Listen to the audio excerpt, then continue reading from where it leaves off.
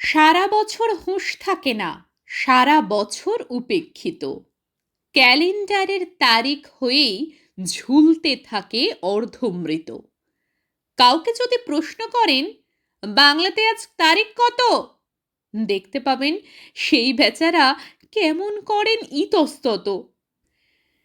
হয়তো তিনি বলতে পারেন, ইয়ে মানে বাংলা তারিখ কেমন করে বলবো, সব কমে তো আর লাগে না ঠিক।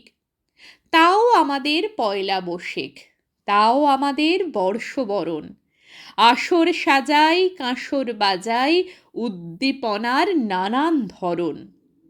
বাংলা বছর বলতে হাতে সাকুল্যে দিন দু চারখানি, একটি তো তার পয়লা বৈশাখ, অন্যটিকেও সবাই মানি। ঠিক ধরেছেন, কবিগুরুর জন্মতিথি বৈশাখ মাসে। আষাঢ় শ্রাবণ একটি দুটি, বাদবাকিতে কি যায় আসে।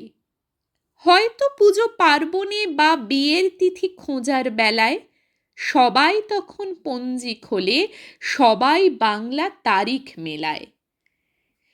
ঠেকায় পড়ে দু একদিনই, এরপরে কে রাখবে মনে বাংলা বছর ক্যালেন্ডারেই ঝুলবে ধুলোর আস্তরণে।